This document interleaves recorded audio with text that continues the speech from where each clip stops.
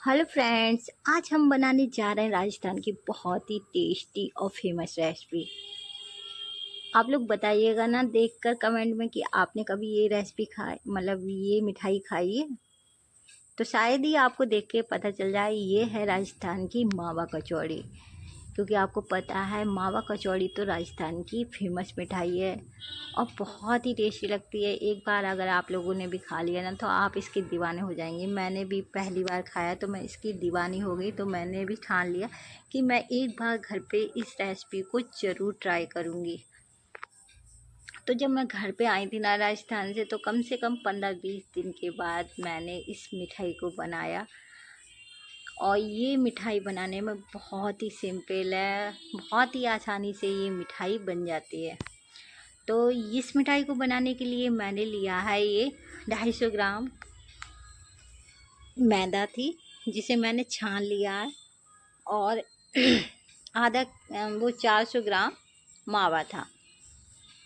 इसे मैंने फ्रिज में रख दिया था, तो देखिए ये टाइट हो गया है। फ़िलहाल तो हमें इसे गर्म करना पड़ेगा। अभी मैंने निकाल के रख लिया है। और देखिए 250 ग्राम मतलब 250 ग्राम मैदा और 400 ग्राम मावा। तो अब हम क्या करेंगे, इसमें डालेंगे थोड़ा सा नमक। थोड़ा ही डालना है, हमें ज़्यादा नमक का यूज़ नहीं करना है इसमें। और इसे अच्छे से हम मिक्स कर देते हैं। और अब इसमें मैं डाल लूँगी करीब 3 से 4 चम्मच देसी घी। क्योंकि इसे ना अगर हम घी कम डालेंगे ना तो ये क्रिस्पी नहीं बनेगी, और इसमें कुरकुरापन होना चाहिए। जो हम मतलब कचौड़ी बनाएंगे उसमें खस्ता, जैसे खस्ता कचौड़ी होती है उसी तरीके से इसका डो लगाया जाता है। तो इसे अच्छे से मिला लेते हैं और थोड़ा थोड़ा सा पानी, मतलब नॉर्मल पानी डाल के इसका सॉफ्ट सा डो लगा लेंगे। ना ज़्यादा टाइट हो और ना ज़्यादा ढीला, मतलब सॉफ्ट सा डो लगाना है। और इसे रेस्ट पे हम रख देते हैं, एक साइड ढक के रख देते हैं, क्योंकि अब हम करेंगे इसकी स्टफिंग की तैयारी। तो इधर पैन लिया है और इसमें मैं स्टफिंग की नहीं, पहले मैं बना लेती हूँ चाशनी। तो इसमें मैंने 1 कटोरी भर के ली थी चीनी। और जितनी चीनी ली है उतना ही मैंने पानी लिया है, मतलब 1 कटोरी चीनी तो 1 कटोरी पानी। और इसे मीडियम टू हाई गैस पे हम इसे पका लेते हैं। क्योंकि हमें करना है इससे मतलब चीनी मेल्ट होने का इंतज़ार, वेट। चीनी बहुत जल्दी मेल्ट हो जाती है, मुश्किल से 2 से 3 मिनट लगते हैं। टाइम नहीं लगता है, चाशनी बनाने में ज़्यादा टाइम नहीं लगता है। क्योंकि हमें कोई तार वार तार वाली चाशनी नहीं चाहिए, बस चिपचिपी तेल की तरह जो होती है, चिपचिपापन मारती है, उस तरीके की चाशनी बना के तैयार करना है। तो देखिए चीनी हमारी मेल्ट होने वाली है और इसमें देखिए बॉयल आ गया है। तो चीनी हमारी ये मेल्ट हो गई अच्छे से, और हमारी साफ़ चीनी थी तो गंदा नहीं है, ये बिल्कुल साफ़ है। और इसमें अब मैं डाल देती हूँ सफ़ेद इलायची फ्लेवर के लिए। इससे बहुत अच्छा फ्लेवर आता है चाशनी में। और अगर आप पे केसर हो तो इसमें केसर का यूज कर सकते हैं, उससे कलर और टेस्ट दोनों बढ़ जाते हैं। तो मैं देखिए चाशनी हमारी बन के रेडी हो चुकी है। मैं कलर के लिए इसमें डालूँगी फूड कलर थोड़ा सा। अगर आप केसर डालते हैं तो उससे कलर अपने आप ही आ जाता है, तो फूड कलर डालने की ज़रूरत नहीं होती है।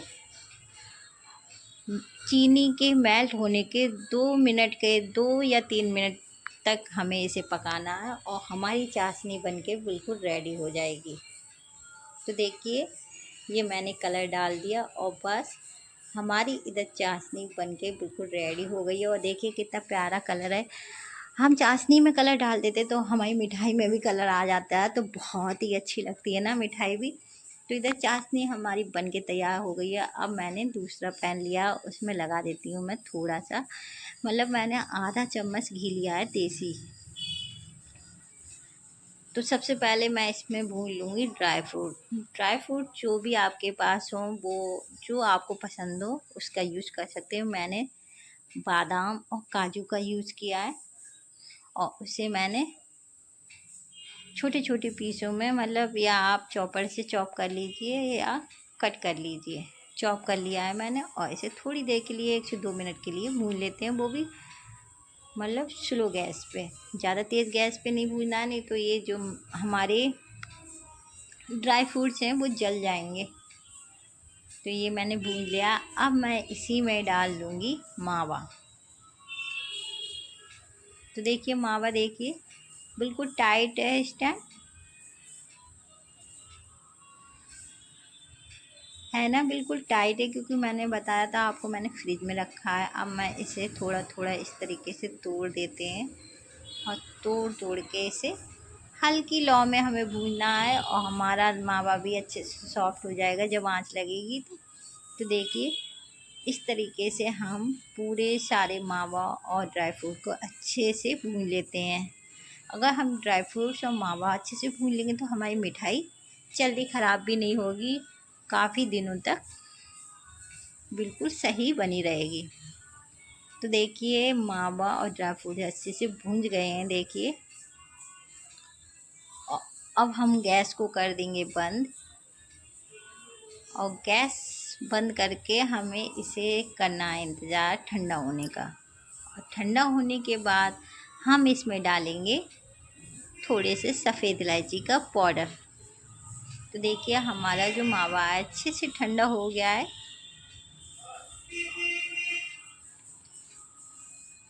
बिल्कुल फैस सा गया है बिल्कुल।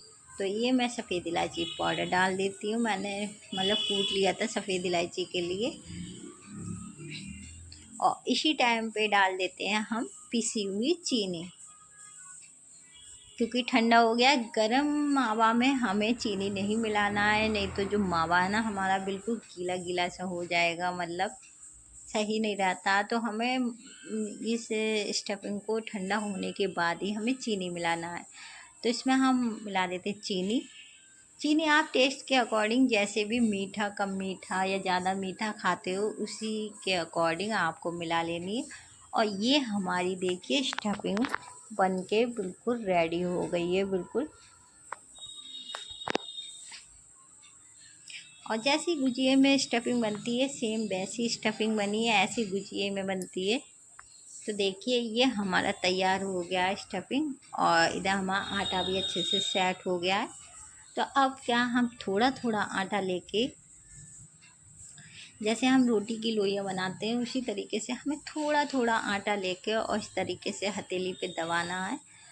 और जैसे हम कचौड़ियाँ भरते हैं इस तरीके से हमें फैला के, और इसमें जितनी आपको स्टफिंग भरना है उतनी भर लीजिए आप, 1 चम्मच या 2 चम्मच, जैसी भी आपको अच्छी लगे। तो मैंने पूरे मतलब फैला लिया हथेलियों से, और इस तरीके से 1 से 1.5 चम्मच मैं स्टफिंग भर लेती हूँ। और वैसे ही सेम कचौड़ी की तरह हमें इसे बंद करना है इस तरीके से।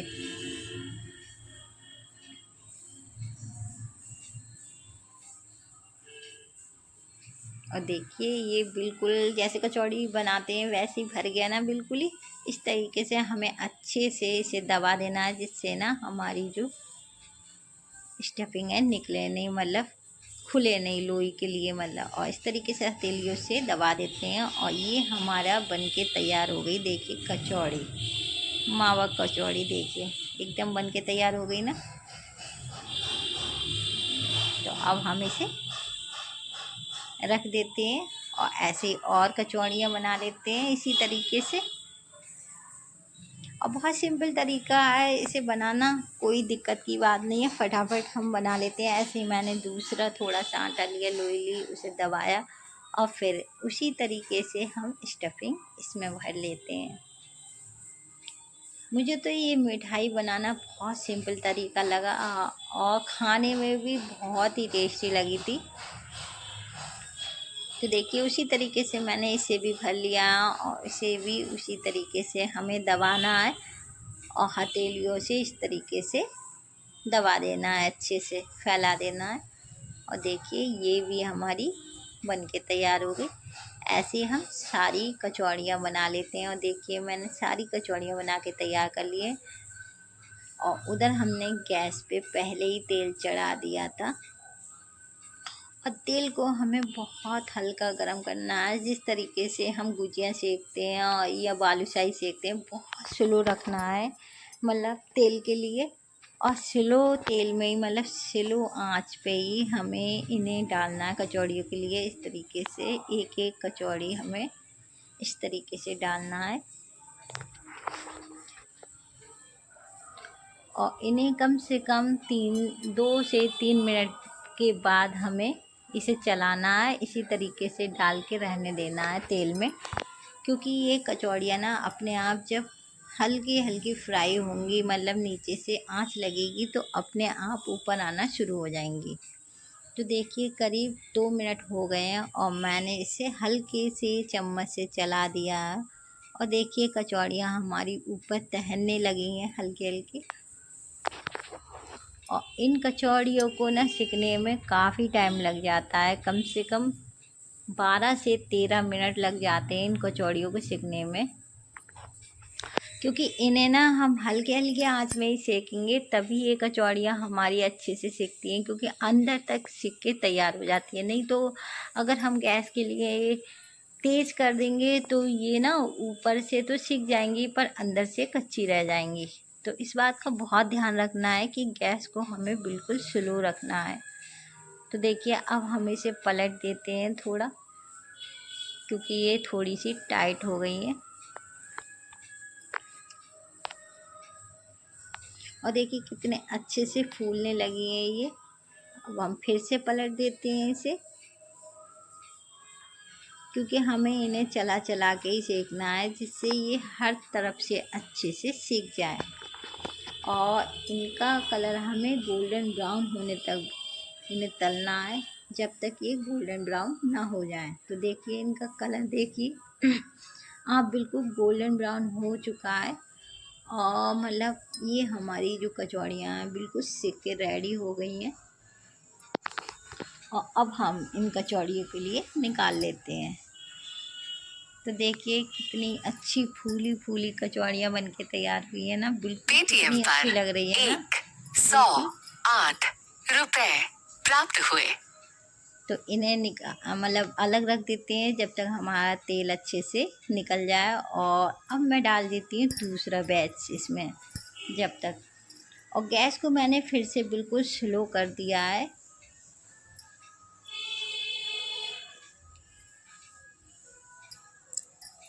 तो मैंने इधर देखिए कचौड़ियाँ डाल दी हैं इसमें, और उधर मैंने बैच सेक लिया था तो उस बैच के लिए मैं डाल दूँगी उसमें जो मैंने चाशनी बनाई थी उसमें,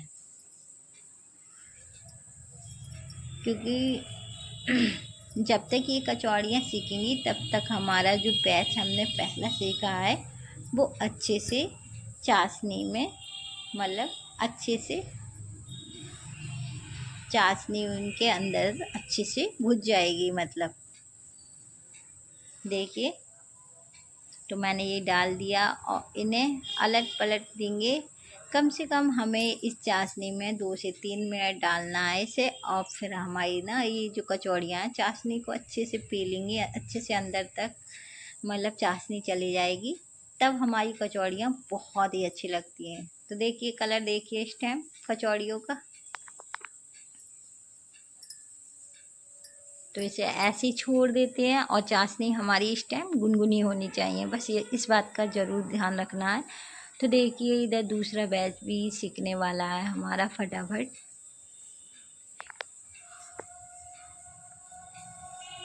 और इसे भी अलट पलट के जैसे हमने फर्स्ट बैच सेका था उसी तरीके से हमें ये भी बैच सेकना है, उतना ही गोल्डन ब्राउन करना है। तो देखिए ये बैच भी हमारा गोल्डन ब्राउन हो चुका है अच्छे से।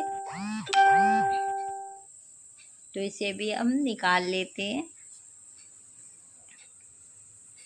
और उधर चाशनी से हमने ये कचौड़ी निकाल के प्लेट में लगा ली है, क्योंकि हमारी ना और जो मैंने निकाली थी कचौड़ियाँ वो चाशनी में डाल दी है। और ये कचौड़ियाँ हमारी बन के रेडी हो गई हैं। इनके ऊपर थोड़ी थोड़ी सी चाशनी हम फिर डाल देते हैं और थोड़े से ड्राई फ्रूट डाल देते हैं। तो देखिए ये हमारी तैयार हो गई है राजस्थान की फेमस मिठाई।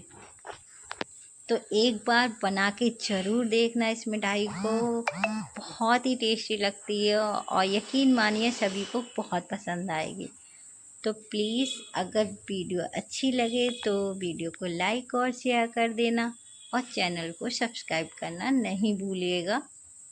और एक बार ट्राई करके कमेंट सेक्शन में मुझे ज़रूर बताना कि आपको ये मेरी राजस्थान की मावा कचौड़ी की रेसिपी कैसी लगी।